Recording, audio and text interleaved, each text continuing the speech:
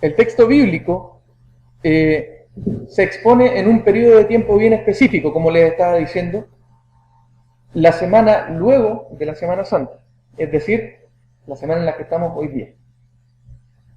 Los discípulos con temor están reunidos y bien escondidos, todos juntos. A diferencia de nosotros, ellos no están celebrando. ¿Recuerdan cuando nosotros nos juntamos el domingo pasado y estábamos aquí celebrando la vida y cantábamos que Cristo resucitó y estábamos alegres? Los discípulos no estaban celebrando, no estaban felices. Con seguridad ellos no estaban buscando huevitos de chocolate. Estaban dolidos, estaban con miedo, estaban asustados.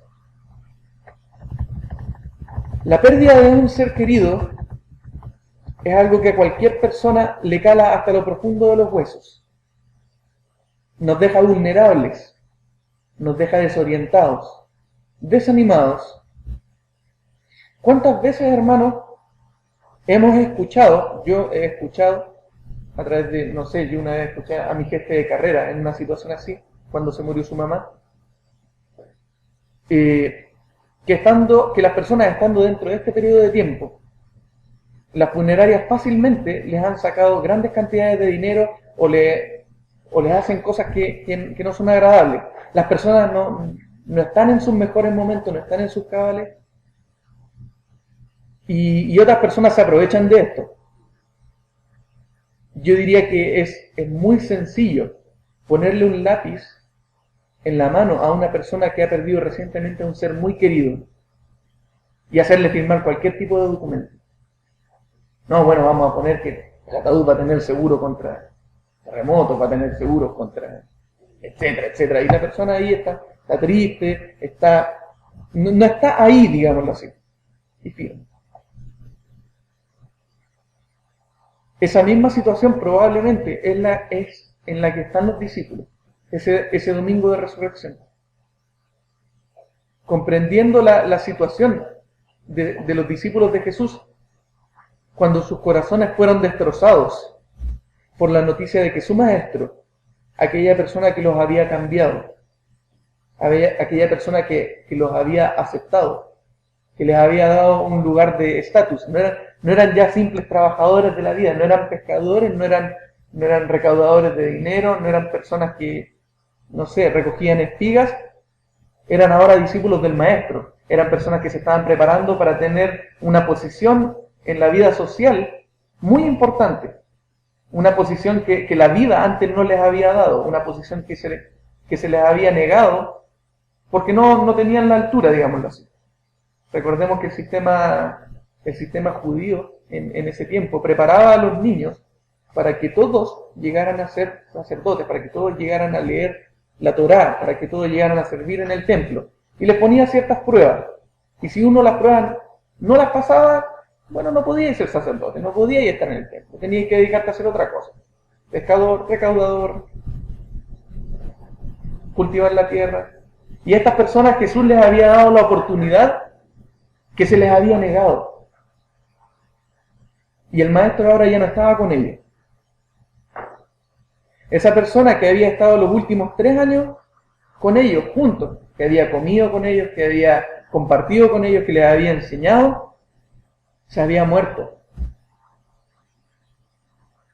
Y aun cuando ellos lo desearan con todas sus ganas, aunque intentaran negarlo en sus mentes, el Señor no se encontraba allí. El Señor ya no estaba a su lado. Pero existe un factor muy interesante en el hecho que narra la Biblia. Los discípulos estaban juntos. Estaban juntos del mismo modo que se reúne la familia cuando se pierde un ser muy querido. Cuando la familia se reúne en estos minutos, es normal que, por ejemplo, amigos cercanos o amigos un poco más lejanos o conocidos se acerquen donde están los familiares y les den el pésame, les den un abrazo, compartan el dolor, pero luego los amigos se van, regresan a sus vidas normales. Y esto es algo muy normal. Yo no culpo a las personas que lo hacen porque es normal. La pérdida de seres queridos normalmente afecta más, y es lógico que afecte más a los familiares directos. Pero la familia es la que se encuentra reunida. Entonces, ¿por qué? ¿Por qué estas personas que habían compartido apenas 3 años juntos, 3 años juntos de su vida, quizás unos más años que otros, ¿por qué estaban reunidos? ¿Por qué no estaban con sus familias respectivas? ¿Por qué no estaban con sus papás, con sus hijos, no sé, con el resto de su familia, con sus primos, con sus tíos, con familiares en general? Entre ellos no había lazos sanguíneos, no al menos entre todos. Sabemos que varios discípulos de Jesús eran hermanos, entonces sabemos que algunos discípulos eran hermanos consanguíneos de Jesús. Pero entre todos, entre los 12, no todos tenían lazos consanguíneos. Probablemente lo que sucedía es que se sentían como una familia. Probablemente es que ese lazo sanguíneo, aunque no existía, ellos lo sentían. Y la familia en los momentos de dolor se mantiene unida. Pero también hay que aceptar, eso no siempre sucede así. Nunca falta aquel primo o hermano o tío que falta a una celebración o a un momento de reunión familiar. Yo digo, ¿a quién no le ha pasado eso? Por ejemplo, yo recuerdo que el otro día creo que fue el viernes, fue gran parte de mi familia y de la familia de Daniel a visitar a la Julieta, a mi prima, porque había nacido Iván Caleb, muy amado por nosotros. Y yo estaba en el trabajo, y yo no pude ir porque el horario de visita era hasta las 7 de la tarde, y yo del trabajo salgo a las 6:45. Para mí fue imposible ir el viernes. En ese caso, yo fui el que no estaba ahí con mi familia. Y parece casi un mea culpa porque me acuerdo que cuando murió mi queridísimo tío Francisco, yo estaba en Concepción. Y cuando fueron sus funerales, yo tampoco estuve acá. La familia estaba reunida y yo falté. Por eso les decía que no siempre sucede que la familia está reunida. Siempre hay alguna salvedad, siempre hay uno que se escapa. Y para el caso de la lectura bíblica también sucede algo similar, si se dieron cuenta, yo creo que sí. Había un discípulo que no estaba reunido ahí con el resto. El famoso Tomás. Y digo famoso porque dudo que alguien no conozca a este apóstol y por lo que se le recuerda. A Tomás a veces lo miramos como el discípulo incrédulo. Otras veces lo miramos como a alguien a quien su incredulidad le valió ver a Jesús resucitado cara a cara. ¿Es verdad? Amén. Pero hoy yo no quiero hablar sobre Tomás. Al menos no sobre su incredulidad y no sobre su persona, sino sobre lo que hizo o dejó de hacer. En base a lo que expone el texto bíblico, la familia comparte lazos tan estrechos que se apoyan los unos a los otros, se confortan y se animan. En los momentos de bonanza, tanto así como en los momentos más oscuros, la familia se mantiene unida. ¿Somos nosotros parte de la familia de la Iglesia de Cristo? Jesús forja una imagen de la familia. Un segundito, se me mueve la lectura aquí. Forma una imagen de la familia muy interesante, que como cristianos siempre tenemos que tener presente. Si buscamos dentro de las Escrituras, podemos observar que Jesús caracteriza a esta familia como algo muy especial y muy distinto a como nosotros vivimos nuestra familia. La familia de la Iglesia de Cristo no necesariamente es consanguínea. En Mateo 12, del 47 al 50, si alguien lo pudiera buscar, por favor, y pudiera leer, voy a pedir su colaboración. A mí me gusta hacer mensajes en los que la congregación tenga también la palabra. Me gustaría que alguien buscara Mateo 12 y lea del versículo 47 al 50. Y que otra persona, por favor, después busque Juan 15, el versículo 14. Mateo 12, de 46 a 50, ¿no? 47 al 50. 46 a 50. Y le dijo uno: he aquí tu madre y tus hermanos que están afuera y que quieren hablar. Respondiendo él al que le decía esto, dijo: ¿quién es mi madre? ¿Quiénes son mis hermanos?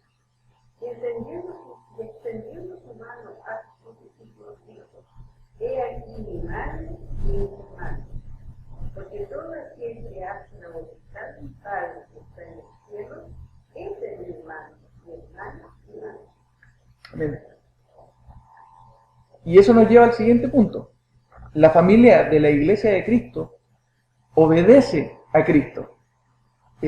Alguien que haya encontrado ya Juan 15, el versículo 14.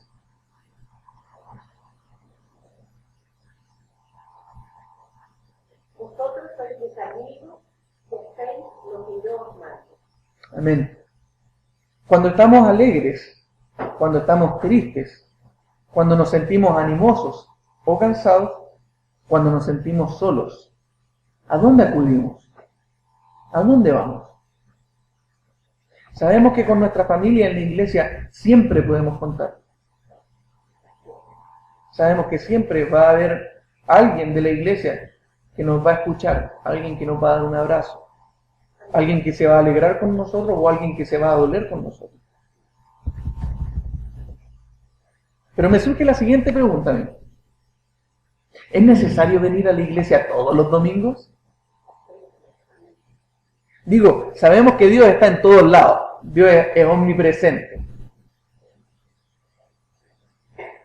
Y si volvemos al texto que nos muestra el calendario litúrgico para hoy día, vemos que Tomás, ausente, mientras todos los discípulos se juntaron, también tuvo la posibilidad de ver a Jesús cara a cara. 8 días después, pero también lo vio, igual que su hermano. Bueno, la respuesta a la pregunta anterior es sí. O al menos debería llevarnos a un sí. Ser parte de la familia de Jesús, como hemos visto, significa que debemos obedecerle. Y el apóstol Pablo recomienda en su carta a los hebreos el nunca dejar de congregarse. Estar en la iglesia es algo que nos reconforta, es algo que nos renueva. Y estar en comunión con nuestros hermanos nos hace crecer.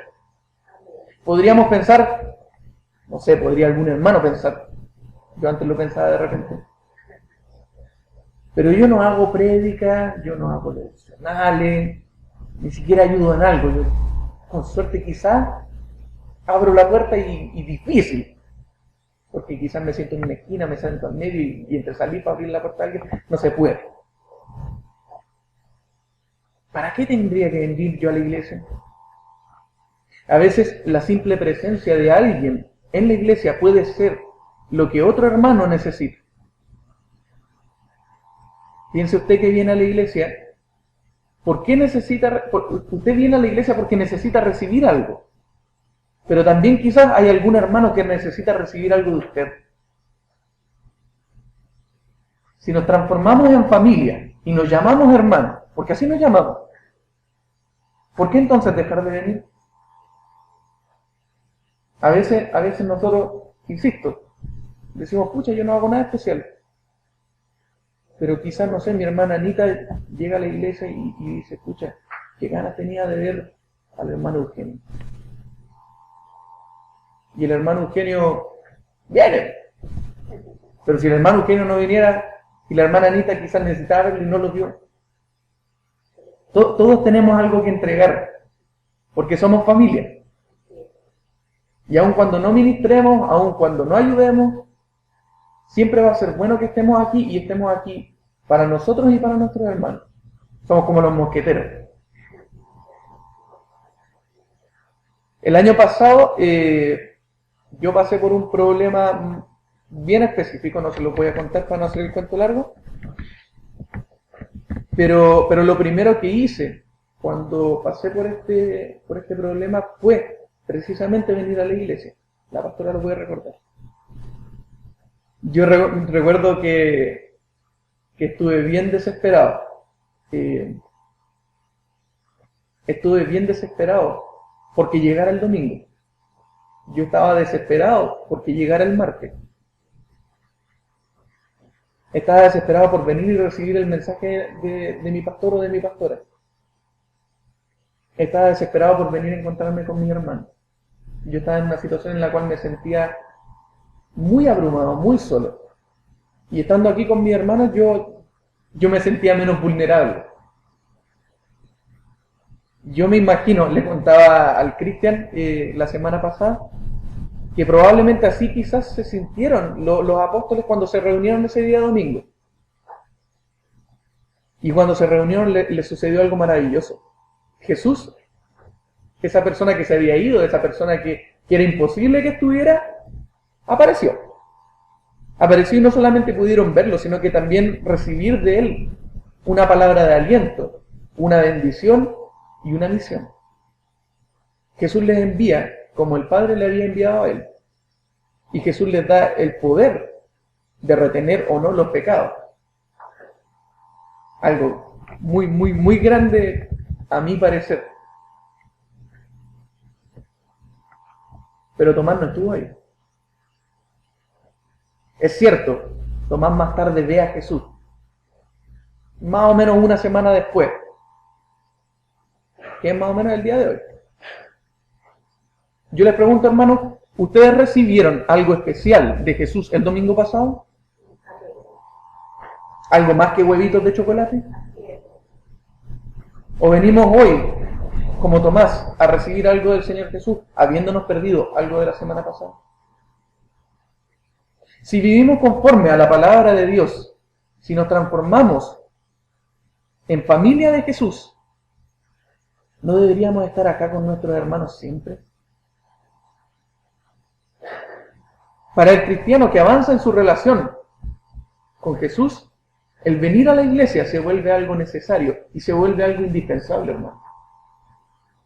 Si no venimos a la iglesia, es probable que nos perdamos de muchas maravillas. Es muy similar a un cartelito que mis hermanos adultos mayores deben conocer bastante bien, que está ahí en su sala, que es de los Alcohólicos Anónimos, que dice: si no vienes a reunión, no preguntes por qué recaes. Para nosotros es lo mismo. Si no venimos a la iglesia, más allá de perdernos cosas maravillosas, también nos estamos exponiendo a ser tentados. Yo me acuerdo, si no venimos a la iglesia, son muchas las cosas que pueden sucedernos. Si no estamos en comunión, no nos enteramos. Yo no sé, pienso quizás en algún hermano, no se me recuerda a nadie en este minuto que no esté aquí y podría haberse gozado con nosotros por la noticia del nacimiento de mi sobrino primo, pero no está aquí y no se enteró. Y probablemente el próximo domingo, no sé si alguien lo irá a mencionar. Yo recuerdo, me acuerdo una vez, estaba yo en una iglesia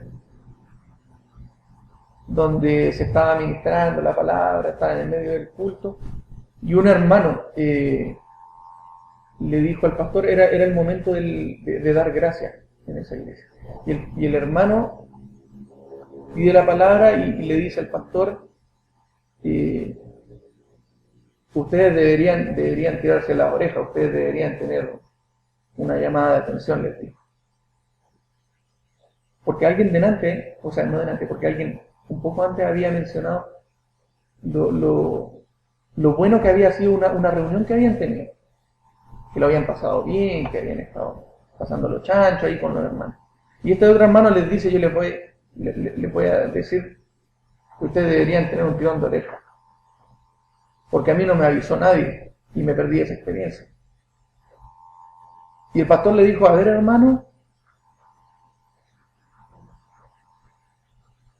la reunión con la que nos juntamos está escrita en el programa de la iglesia.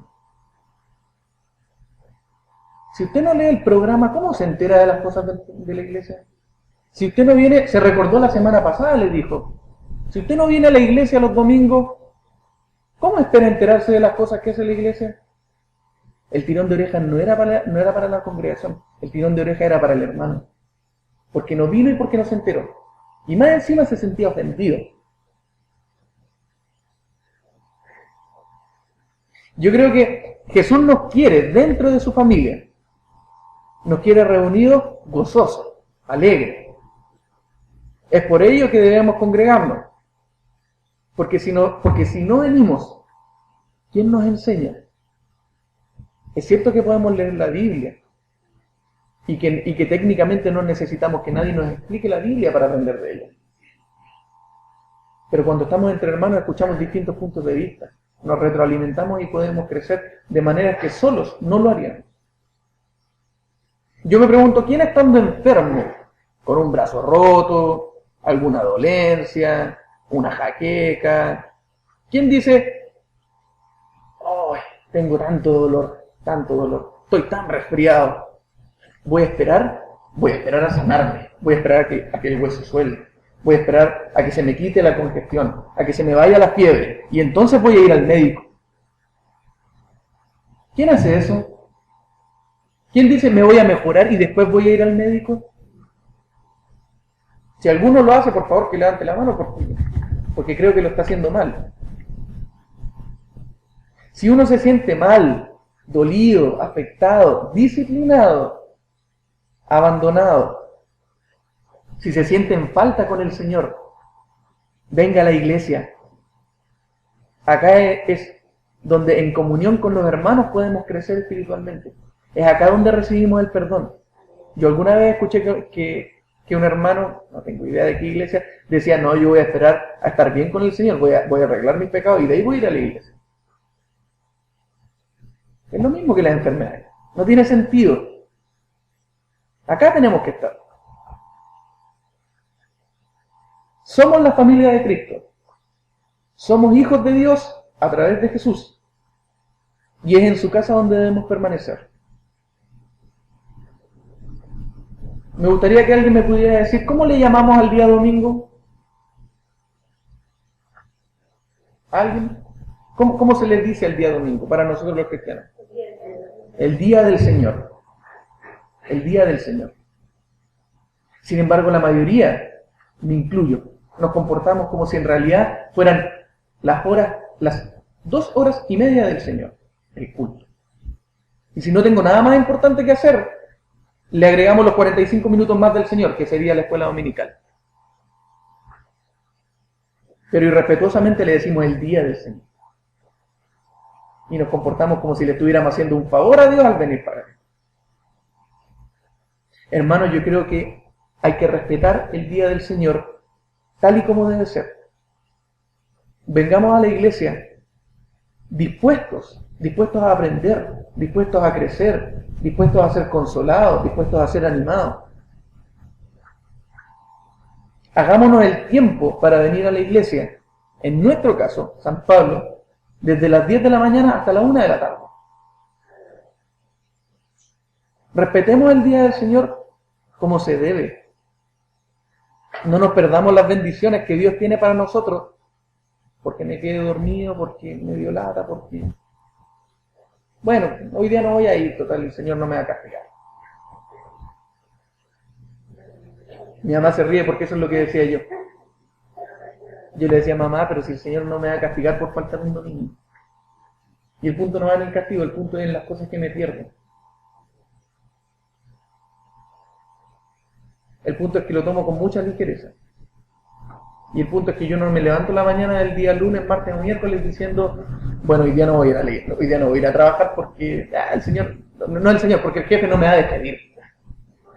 No, pues yo me levanto y voy porque si falto al trabajo el jefe me podría despedir. Sin embargo, a la iglesia faltamos porque el Señor no nos va a castigar.